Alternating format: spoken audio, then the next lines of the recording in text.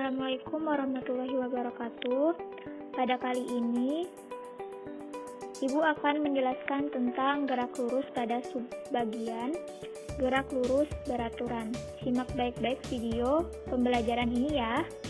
Ini adalah tujuan pembelajaran yang akan kita capai pada hari ini, yakni mendeskripsikan gerak lurus beraturan, menganalisis besaran-besaran fisika dalam GLB, dan menggunakannya dalam pemecahan masalah, serta menjelaskan penerapan gerak lurus beraturan dalam kehidupan sehari-hari. Nah, perhatikan video berikut ini. Apakah nama alat tersebut? Lalu, apakah kalian tahu fungsi dari alat tersebut?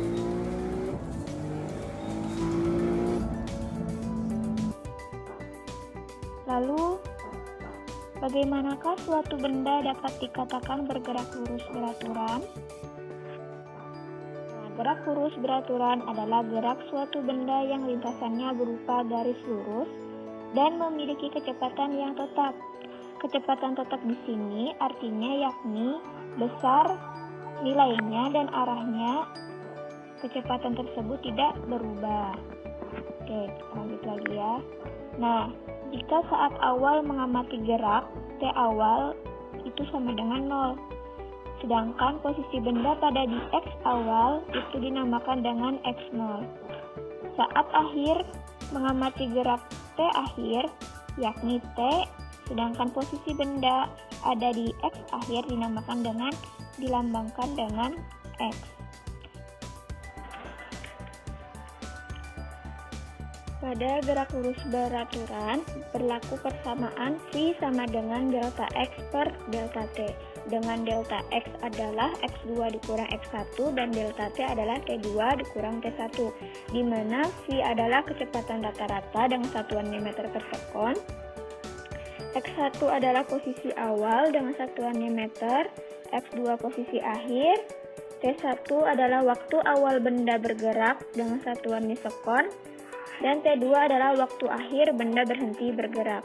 Dan ada pula persamaan X sama dengan X0 ditambah dengan Vt, di mana V di sini adalah kecepatan benda dengan satuannya meter per sekon, X0 adalah posisi awal benda dengan satuannya meter, X adalah posisi akhir benda, dan T adalah waktu benda bergerak dengan satuannya sekon.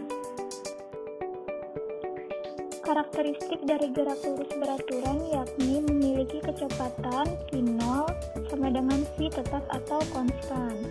Kemudian percepatan A-nya sama dengan 0 dan delta X-nya sama dengan V dikali T atau X sama dengan X0 ditambah dengan Vt. Nah, contoh soal berikut ini. Sebuah mobil berwarna ungu yang sedang melaju 90 km per jam berada 100 meter di belakang sebuah mobil putih yang sedang melaju 75 km per jam. Tentukan waktu yang diperlukan mobil ungu untuk menyusul mobil putih. Di manakah mobil ungu menyusul mobil putih? Oke, kita next. Nah, yang diketahui jarak A ke B yakni 100 meter.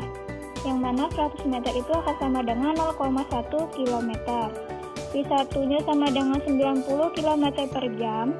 V2-nya sama dengan 75 km per jam. Penyelesaiannya yakni jarak AC sama dengan AB ditambah dengan BC.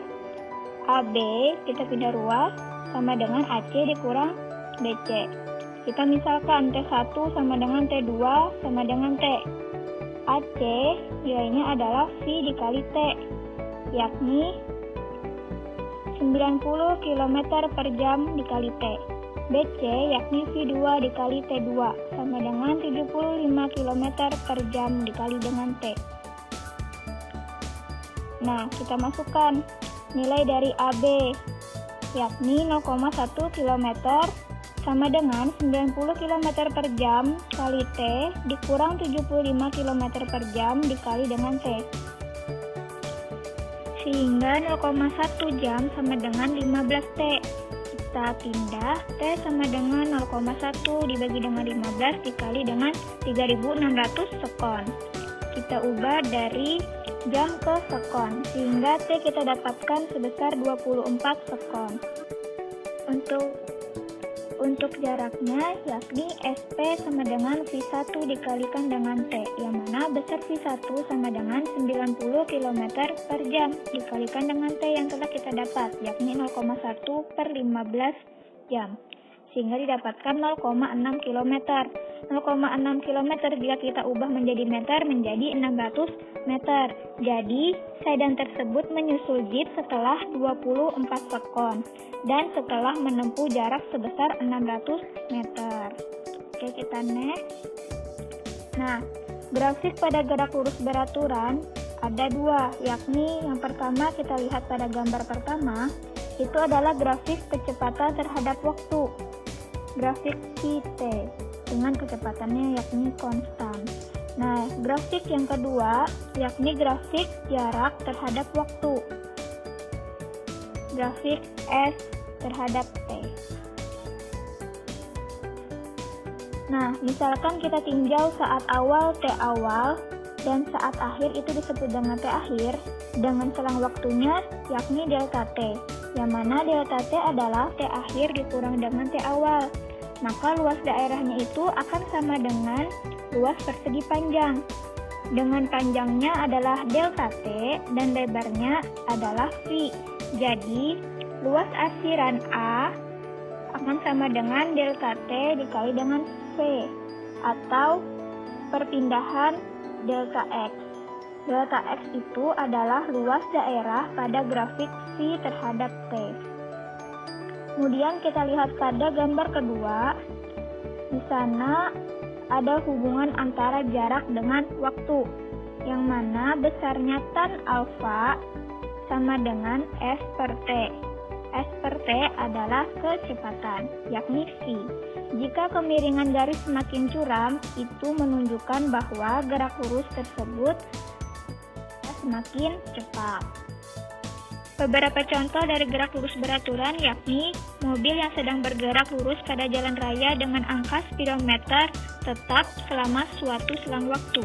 Di sini tidak adanya perubahan kelajuan dan arah gerak. Kemudian, seseorang yang berada di elevator bergerak ke atas di pertengahan antara lantai ke-1 dan lantai ke-5. Di sini juga tidak ada perubahan pada kelajuan dan arah gerak. Di dalam elevator, kita seakan-akan merasa bahwa elevator tersebut diam. Kemudian contoh lainnya adalah pesawat terbang yang telah mencapai keseimbangan pada ketinggian tertentu. Nah, pada contoh ini pesawat tersebut bergerak lurus tanpa adanya perubahan kelajuan. Jadi, jika tidak dapat melihat keluar melalui jendela di dalam pesawat, kita merasa seolah-olah pesawat yang kita naiki itu diam.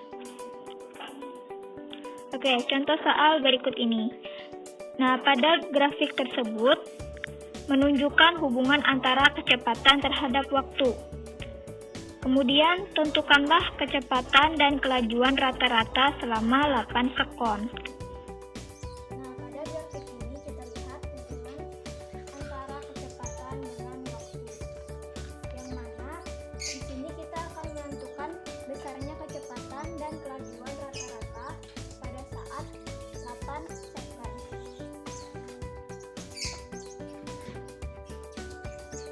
Nah, dari grafik tersebut kita lihat hubungan antara kecepatan dengan waktu.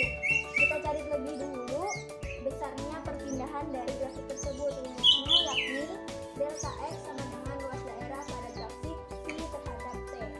Yang mana luas dari daerah ini yakni negatif karena berada pada sumbu V negatif. Sedangkan luas yang bangunan di atas ini dia bernilai positif karena berdasarkan sumbu V dia bernilai positif. Oke. Luas daerah ini kita namakan dari sini adalah O, di sini B yakni 2,-3.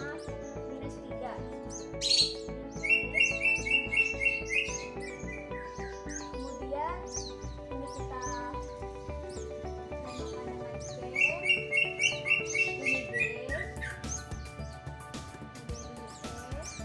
dan ini adalah F.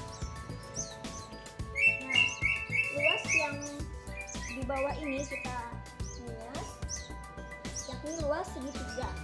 OBC. Kemudian ditambah dengan luas trapesium yang mana titiknya adalah C, D, E, dan F. Nah, pada luas segitiga OBC yakni dikalikan dengan alasnya apa? Yakni OC. Dikali OC dikalikan dengan tingginya apa? Kita permudah, kita susun P yakni PB.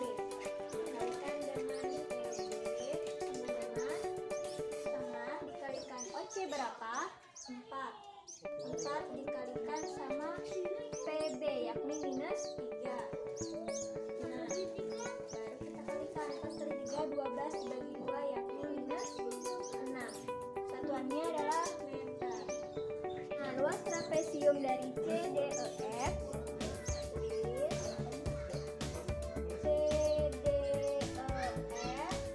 jumlah sisi sejajar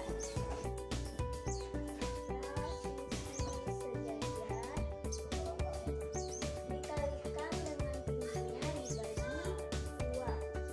Nah, sisi sejajarnya adalah CF besarnya ditambah dengan DE, sedangkan tingginya adalah EF dibagi 2.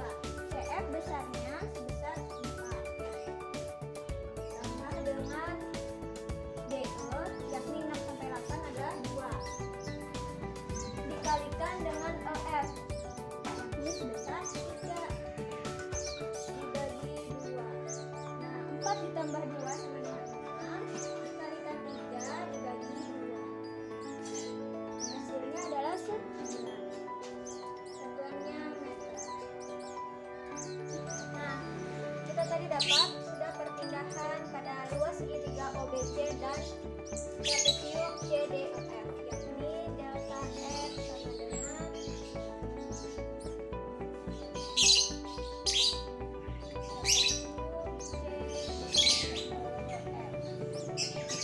nilai yang kita dapat segitiga OBC tadi sebesar minus 6 ditambahkan dengan luas dari trapesium CDEF sebesar 9. Nah, minus 6 ditambahkan dengan 9 hasilnya 3 meter.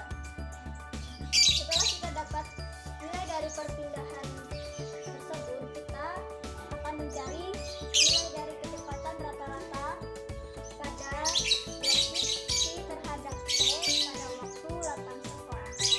T sama dengan delta X per delta T.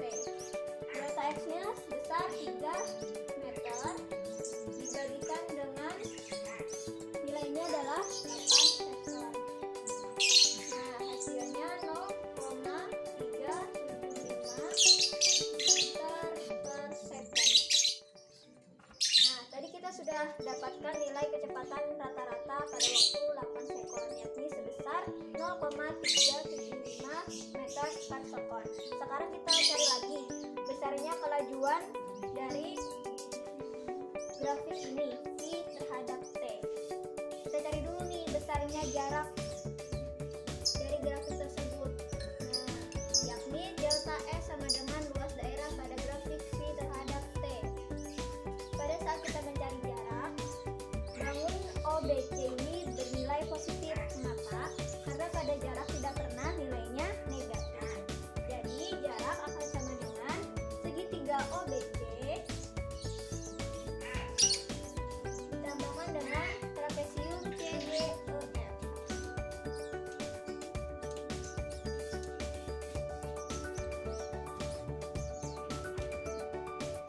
Segitiga OBC kita cari terlebih dahulu, yakni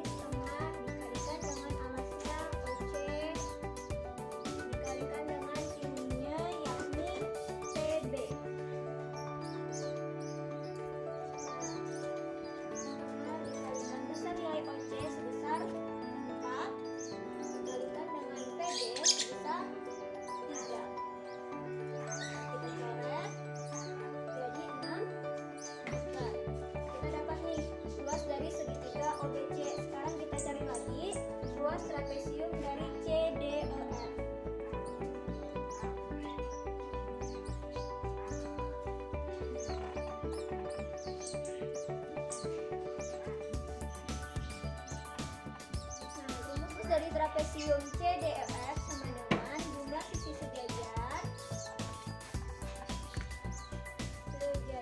dikalikan dengan tingginya dibagi dengan 2. Jadi jumlah sisi sejajar yakni CF ditambahkan dengan DE.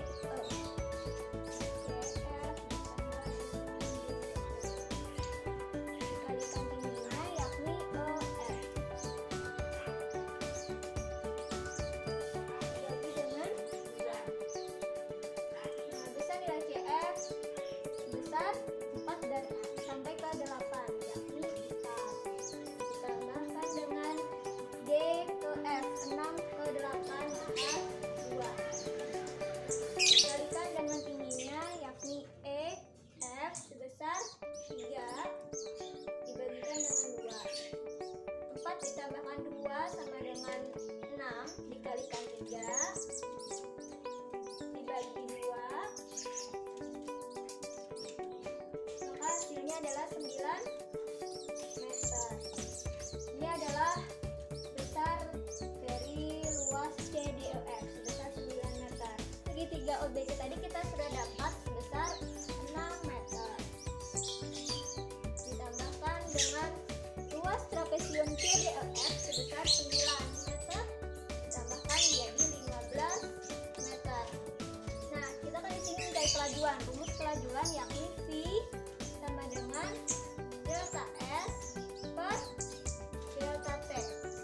Nah, masukkan nilai dari jaraknya yakni sebesar 15 meter dibagikan dengan delta T-nya sebesar 8 sekon. Hasilnya 1,875 meter. Demikian presentasi dan penyampaian dari Ibu. Ibu mohon maaf apabila ada salah kata. Ibu akhiri, wassalamualaikum warahmatullahi wabarakatuh.